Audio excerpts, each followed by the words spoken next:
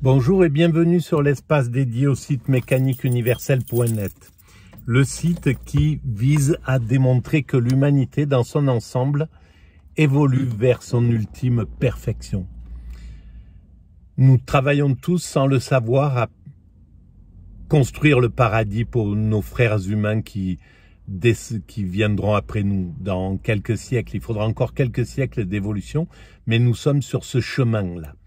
Alors, je travaille en ce moment sur, à partir de, pour préciser un peu cette théorie, d'une émission de France Culture consacrée à François Châtelet sur l'évolution de la raison. Et ça m'a conduit à m'intéresser, à me dire que c'est intéressant cette évolution de la raison, mais il faudrait presque le travailler en parallèle avec les penseurs, les spirituels du Moyen-Âge. Parce que la raison, François Châtelet l'a fait démarrer un peu, en gros, à partir de la Renaissance. Mais au Moyen-Âge, il y avait une autre façon de penser. Et là, cette nuit, j'ai écouté sur France Culture toujours une émission consacrée à Maître Eckhart. On va écouter un petit peu le début et puis on va s'amuser à réfléchir. Comme mention, et il avait finalement tout pour dégoûter un intellectuel, puisque dès que l'on parlait de Maître Eckhart, qui avait au XIVe siècle initié un mouvement anti-intellectualiste, il y avait tout pour repousser un philosophe, même apprenti. Ça, c'est très intéressant. Il se fait que, en lisant les textes eux-mêmes, on s'apercevait que c'était tout à fait l'inverse.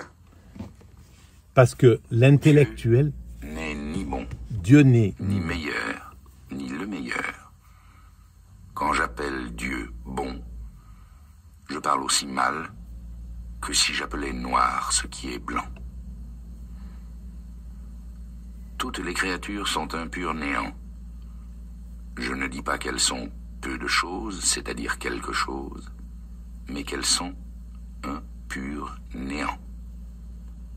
Alain de Libera, la formulation paradoxale d'Eckhart peut encore faire scandale d'une certaine manière si son langage n'est pas traduit ou vécu.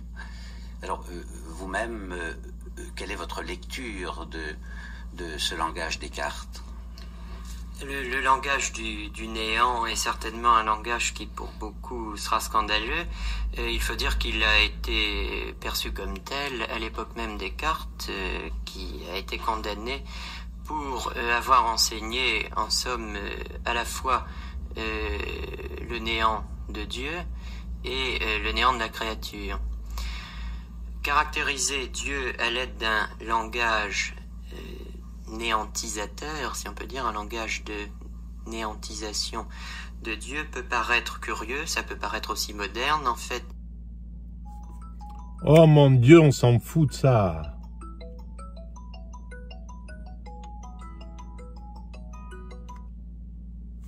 Ça n'est ni l'un ni l'autre, je pense.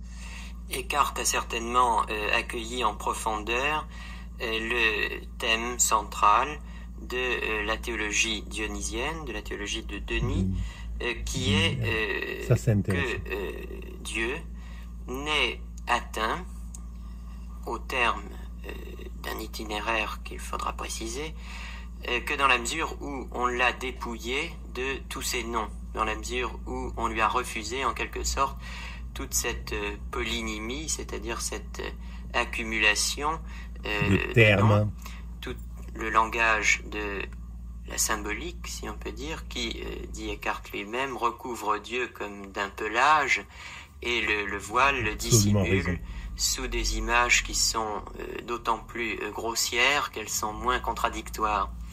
Eckhart reprend là le thème du symbolisme dit dissemblant, de la dissemblance.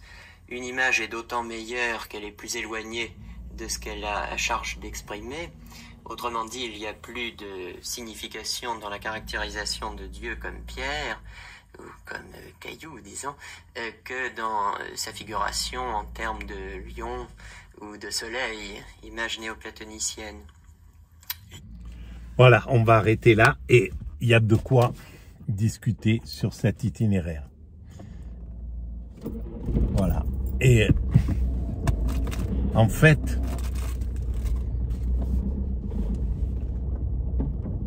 bien sûr que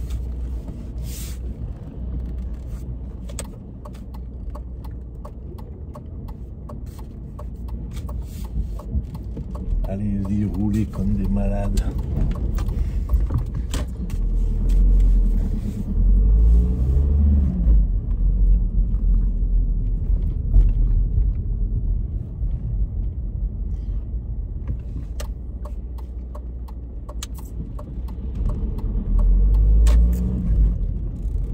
Donc,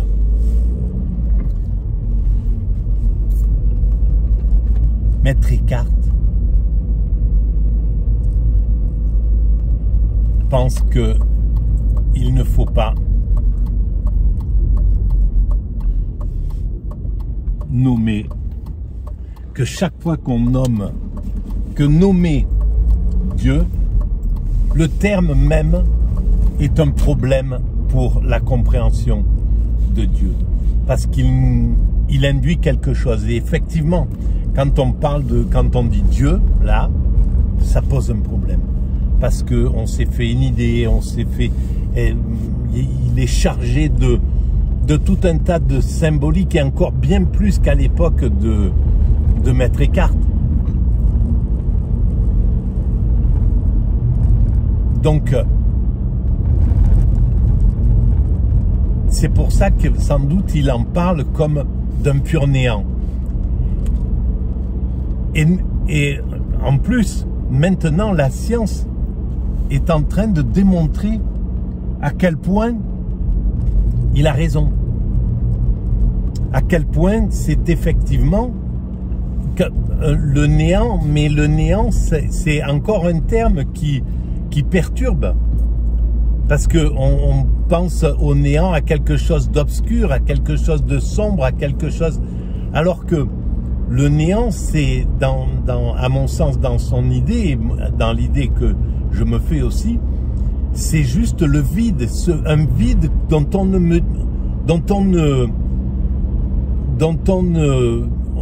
ne peut rien présumer, dont on ne peut rien dire. Et même quand on dit vide, c'est déjà... À partir du moment où on nomme les choses, c'est un problème. Et il parle de Husserl dans cet audio que j'ai écouté cette nuit. Alors je l'ai écouté en demi-sommeil, donc c'est un peu superficiel.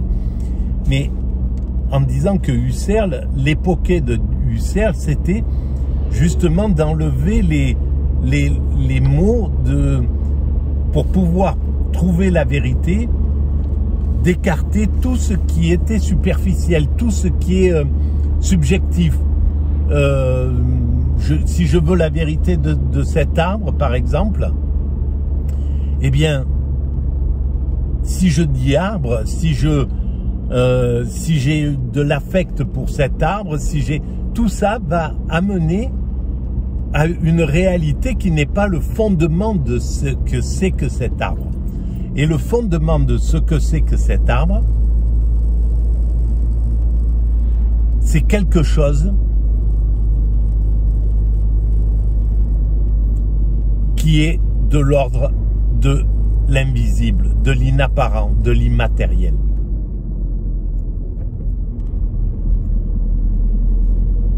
Ce qui est la réalité de l'arbre, c'est ce qui fait aussi ma réalité, la vraie réalité, la réalité absolue, la réalité totale, l'essence, c'est les particules élémentaires qui constituent cet arbre, et des particules élémentaires immatérielles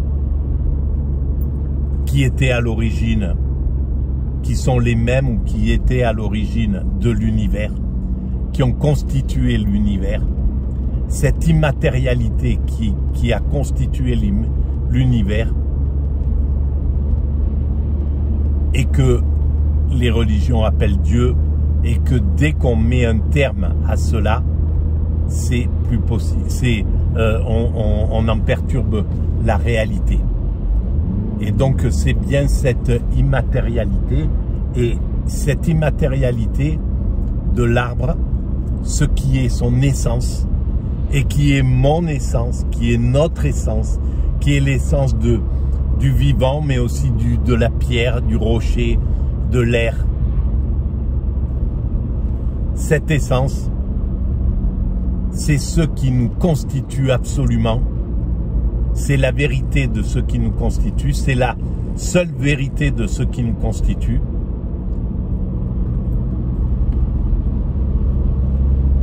Et c'est ce qui perdure par-delà notre incarnation et qui peut alors effectivement nous donner le sentiment que cette immatérialité va rejoindre, lorsqu'on meurt, l'immatérialité générale, l'immatérialité Dieu, qui va rejoindre le divin. En somme, cette dimension dont on ignore tout, puisque nous sommes dans une dimension de l'étendue, du temps, etc. Cette immatérialité est hors du temps, hors de l'étendue, donc dans une autre dimension dont on ignore tout. Puisque nous sommes limités par l'étendue et la forme, etc. Par les façons dont les objets se représentent, dont les diverses représentations. Et ces diverses représentations, non seulement c'est le visible que n'importe quel animal a, bon voilà, un animal, un oiseau va déterminer cet arbre. Il va, par contre, dans sa tête, ça ne sera pas arbre qu'il va prononcer, qu'il va se dire. Il va pas, arbre, c'est notre définition. C'est nous qui avons construit cette définition pour qu'on puisse nous évoluer, construire l'humanité. Mais pour une pie, ça s'appelle pas arbre, c'est autre chose. C'est ce qu'elle voit, ça elle le voit. Et pour nous, on lui a mis tout un tas de définitions. On va dire arbre, on va dire sapin, on va dire feuillu, on va dire voilà, on va circonscrire toute cette tout ce qui va le définir. Et quand on va regarder un sapin sur Wikipédia, ben il y a une ligne, il y a 10 pages qui expliquent ce que c'est que ce sapin. Pardon. Et donc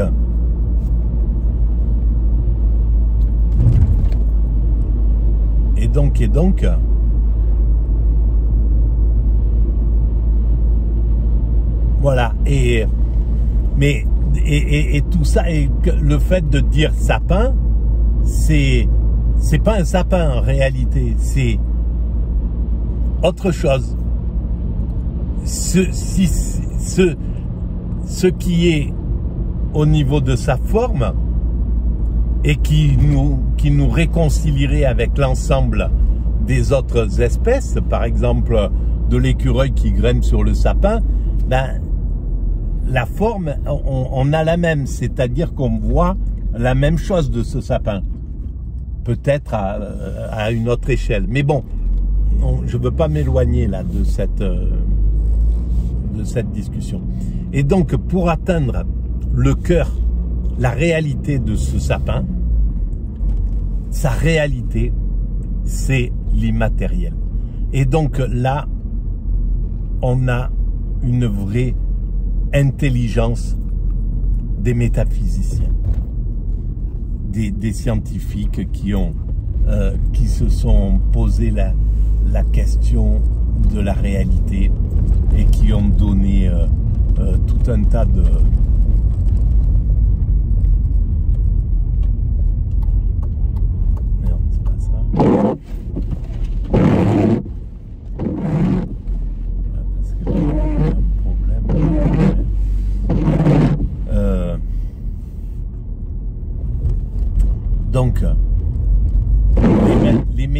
physiciens ont raison. Ont raison. Mais les rationalistes, Kant a raison de dire que on doit essayer d'analyser les choses, d'avancer vers la raison, de progresser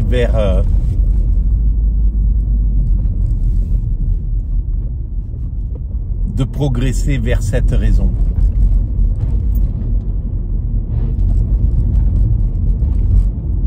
Ah mince, j'ai oublié un truc. Il avait raison. Il avait raison. Il avait raison de nous dire que c'est ce qu'il faut faire. Kant. On doit étudier les choses. On doit les comprendre rationnellement. Mais la seule façon de les comprendre, c'est à travers notre chair. C'est dans l'état d'extase, nos particules élémentaires, notre immatérialité est au contact de l'immatérialité, de toutes les choses, de l'arbre. C'est pour ça qu'on est dans cet état, dans l'expérience que j'ai faite, cette expérience que j'ai faite qui a duré une semaine d'extase, au tout début de la mécanique universelle, en l'an 2000 en fait. J'étais dans un état d'amour absolu, de jubilation, de jouissance. Mon corps jouissait de chaque instant, de tout ce qui se passait, quoi. Mais c'était une jouissance, pas une jouissance sexuelle. C'était une jouissance, c'est bien plus fort que la jouissance sexuelle, que l'orgasme sexuel. C'est comme si c'était un orgasme qui se prolongeait pendant des heures et des jours, en fait. Donc dans cet état, je jubilais à tout. Tout était jubilatoire. L'air que je respirais, chaque respiration, c'était une sorte de jouissance. C'était le fait de me toucher la main, c'était une jouissance. Le fait de sentir l'air ou de sentir un parfum, ou de voir un arbre, ou de voir une tôle, ou de voir un bout de bois, ou de sentir. J'étais en amour absolu, en connexion d'amour avec tout ce que je voyais, tout ce que je ressentais. Tous mes sens étaient en pleine fusion avec ce tout-là.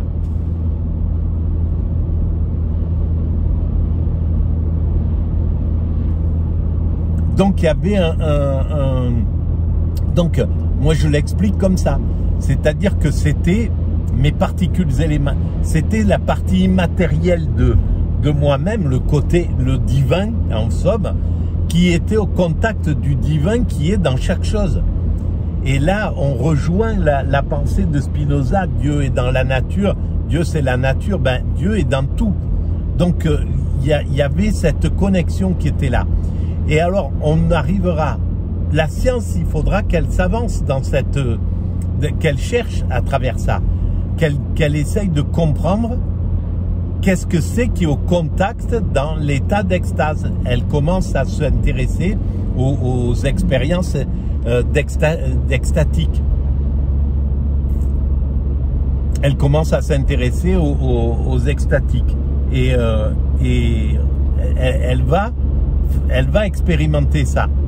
Et ça me fait penser que au tout début de la méca, justement, je voulais aller dans les asiles, dans les trucs comme ça pour demander est-ce que vous avez des cas d'extase, est-ce que vous avez des gens qui se sentent, que vous appelez de la décompensation ou d'un autre terme, mais pouvoir étudier cette chose. Voilà. Bon, je vais arrêter là pour cette vidéo.